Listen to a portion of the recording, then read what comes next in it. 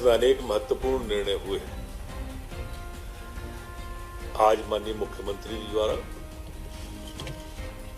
जो 31 मार्च मतलब आज किसानों को लोन चुकाने की जो अवधि थी वो आज समाप्त हो रही थी। कई किसान लोन नहीं भर पाए हैं। जैसा आप सबको विदित ही है कि ये किसान के बेटे की सरकार है और इसलिए हर पीड़ा से वो स्वयं लगभग अवगत रहते हैं।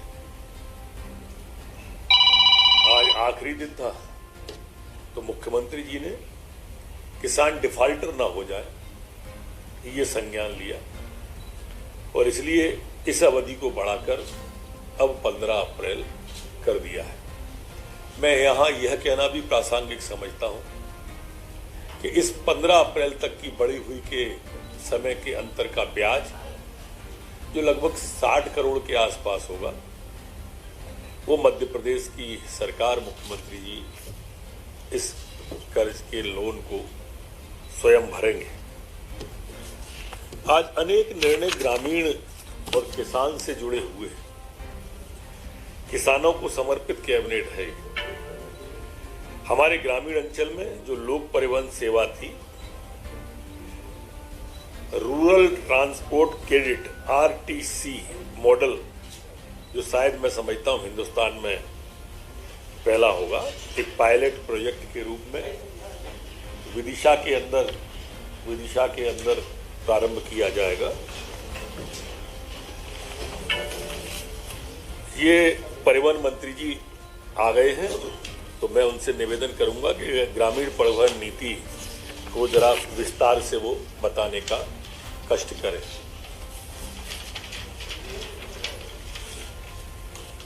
मध्य प्रदेश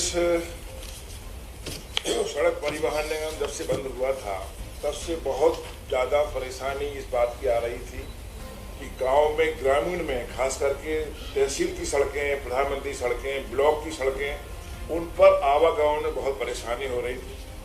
हम देखते हैं लोग जीप में 4 की जगह 25 लोग बैठ कर आ रहे हैं। ऑटो में ओवरलोडिंग होती थी, ऑटो पलटते थे, जीप पलटती थी, बहुत परेशानी होती थी और लोग बहुत परेशान होते थे। मुख्यमंत्री जी बहुत चिंतित थे।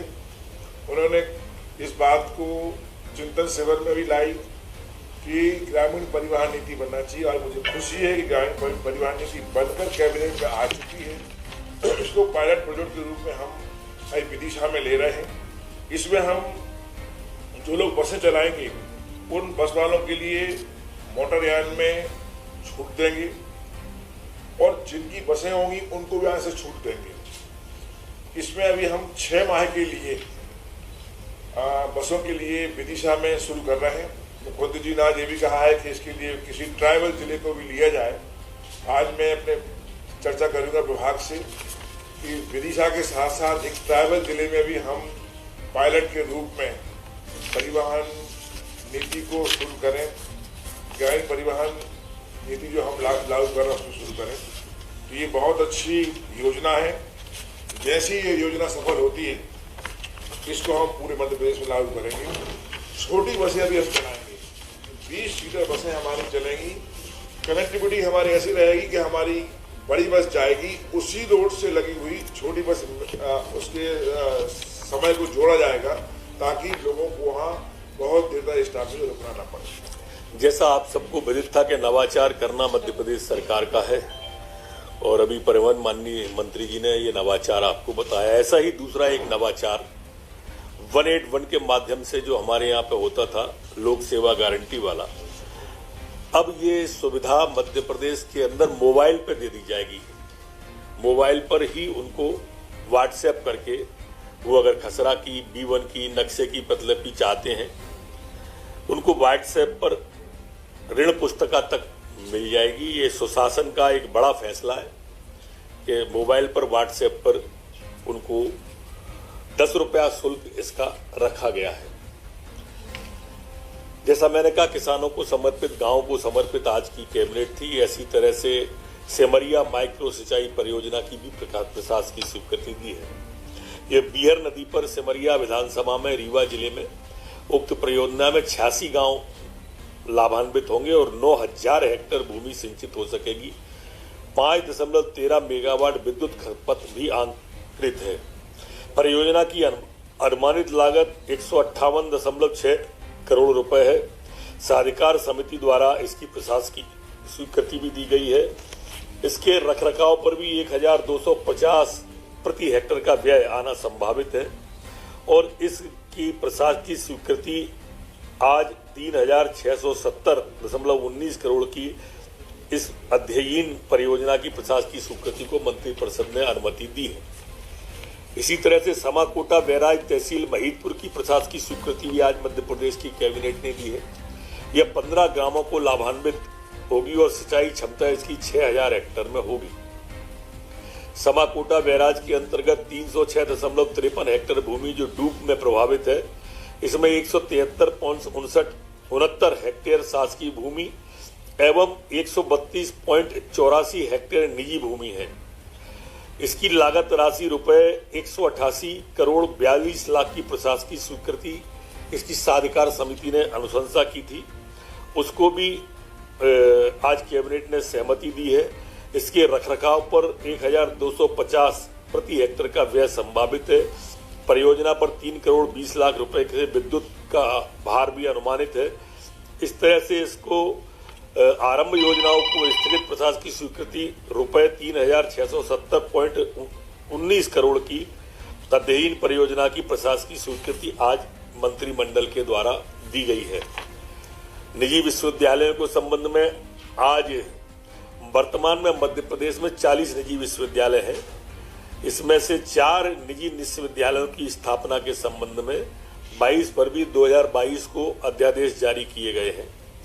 प्रेस्टीज विश्वविद्यालय इंदौर, टाइम्स विश्वविद्यालय भोपाल, प्रीति ग्लोबल विश्वविद्यालय शिवपुरी, LNCT विद्यापीठ विश्वविद्यालय इंदौर, इन सबको आज मध्य प्रदेश के कैबिनेट के द्वारा सहमति प्रदान की है। ये सभी निजी विश्वविद्यालय विधेयक 2022 को अधिनियम के रूप में लाया जाना है। इसको विधेयक को वरिष्ठ सचिव समिति के द्वारा अनुमोदित किया गया है। निजी विश्वविद्यालय इसको वित्त विभाग की आवश्यकता नहीं थी और इस तरह से इस पर राज्यपाल की अनुमति पर्याप्त होगी। आज भांग घोटा और भांग मिठाई की भी 10% की वृद्धि करते हुए इन दुकानों को रिन्यूअल के लिए कहा गया है। मध्य प्रदेश की कैबिनेट में अन्य जो आज निर्णय लिए गए उनमें रेत उपलब्ध सुनिश्चित करने के संबंध में तात्कालिक अस्थायी व्यवस्था लागू किए जाने का भी अनुमोदन आज किया गया है। ये अभी जो नीलामी होगी वो 3 माह के लिए अनुबंध इसके निष्पादित किए जाएंगे। तो वही नीलामी की जाएंगे जिन पर की रेरा की, प्लान की, ईसी की, सीटीओ की स्वीकृतियां हैं पहले से, जिससे कि उन्हें दिक्कत ना आए।